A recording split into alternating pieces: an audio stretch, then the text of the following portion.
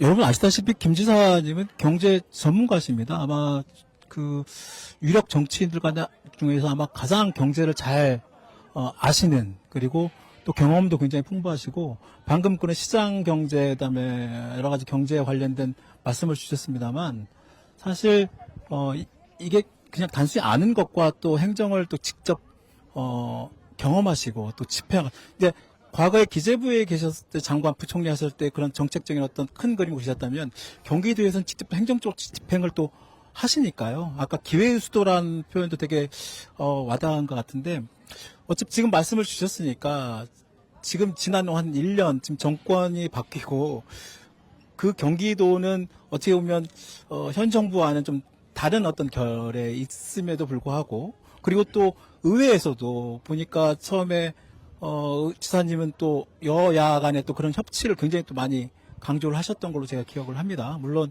중앙정부와는 전혀 다른 또 네. 모습을 보이셨습니다만, 어떻게 보세요? 지금 어차피 지금 말씀을 주셨으니 지난 1년을 한번 우리 지사님이 한번 또 이렇게 말씀을 좀 주시면 좋을 것 되더라고요. 같습니다. 네, 같아요. 저 지금 대표적인 게 지금 뭐 이제 경제는 또 일단 해주시겠습니다만, 그 윤석열 정부가 지금 얘기하는 게 외교 뭐 이런 얘기 많이 하지 않습니까? 이번에도 지금 G7 이제 정상회담 끝났고, 최근에 이제 유럽 엊그제죠? 이제 EU 회담까지 다 이제 어쩜 보면 외교일정이 이제 끝났는데, 이번 G7 최근에 어떤 그런 그 윤석열 정부가 지금 외교는 엄청나게 지금 성과라고 지금 자평을 하고 있습니다만, 어떻게 보시는지요? 좀 평가해주세요.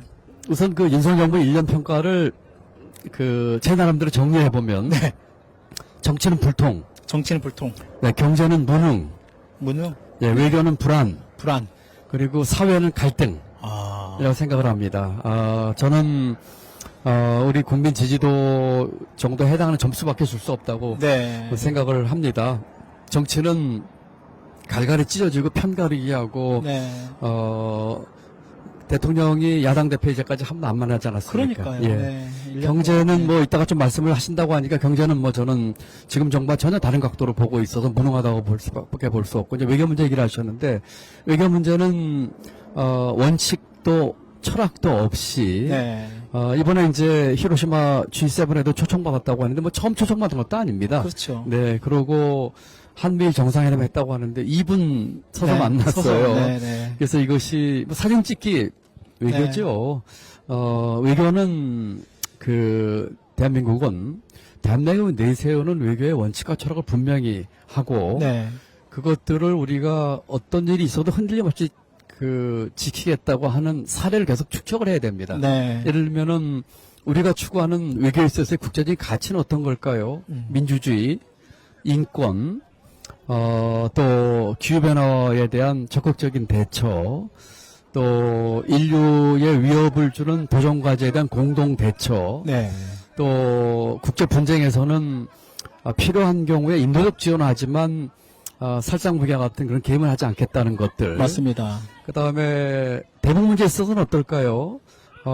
한반도의 비핵화, 항구적인 평화, 이런 것들이 우리가 추구하는 원칙이거든요.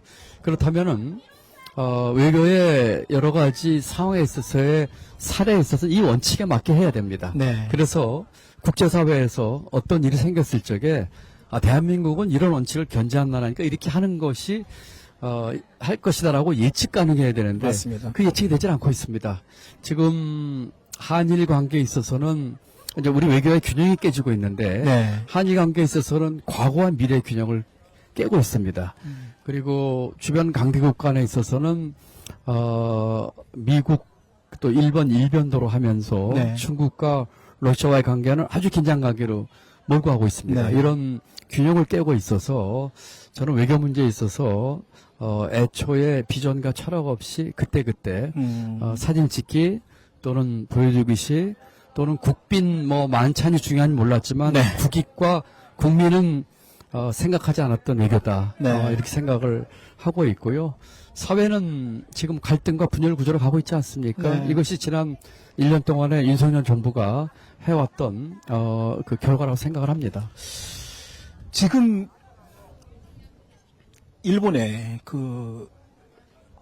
저희 히로시마 지금 오염수 방출과 관련해 가지고 시찰단이 가 있습니다. 지금 그리고 지금 이제 어제 오늘은 아마 이제 현장을 검증을 하는 걸로 알고 있고요. 지금 이번 주 있다가 이제 아마 귀국할 걸 알고 있는데 관련해 가지고 지사님도 그 히로시마 오염수 방출 관련된 여러 가지 제안을 해주셨습니다. 그렇습니다. 네, 국민 검증단도 말씀하셨고 네, 네. 그러셨는데 어떻게 보십니까 지금? 지금 이제 이제 후쿠시마 이제 오염수에 있어서는 제가 처음부터 네. 강하게 반대를 했고 네. 얘기를 했습니다. 만약에 지금과 같은 소위 말하는 시찰단을 보내게 되면 네.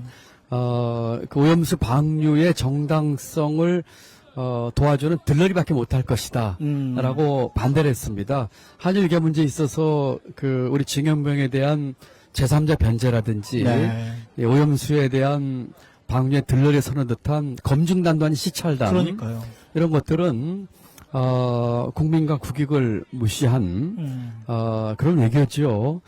지금 시찰단이 가서 이제 며칠 활동을 한다고 하는데 심지어는 시찰단이 누군지도 지금 우리가 맞습니다. 모르고 있습니다. 네, 20명 정도는 예. 아직 맞습니다. 정확한 명단도 안 나와 명단도 있고 나오고 어떤 활동을 하고 있고 그래서 제가 네. 이제 국민검증단 얘기했던 것은 네. 아주 객관적인 전문가 네. 그리고 이 국민들까지 같이 포함하는 검증단을 만들어서 제대로 검증을 하고 우리 대한민국이 반대하면 일본이 오염수를 방류할 수 없도록 하겠다는 것이 제가 내세웠던 원칙이었습니다. 네. 그리고 이 문제에 있어서는 벌써 이미 여러 나라가 뭐 중국, 러시아뿐만 아니라 유럽의 독일 포함해가지고 부정적인 의견을 표시했었고 네. 심지어는 남태평양 도서국에서도 검증단 같지만은 일본의 소극적인 협조로 아무런 성과 없이 했던 경험이 있어서 자칫 이것이 들러리 또는 오염수 방류의 이 합리화를 시켜주는 것이 아닌가 하는 걱정을 지금 심각하게 하고 있습니다. 네. 그러니까요. 지금 많은 국민들이 히로시마 오염수 처리수 뭐 이 용어 가지고도 참 그러니까요. 네. 참 안타까워. 언제까지 저희가 이런 얘기를 해야 될지도 참 그런데요. 맞습니다.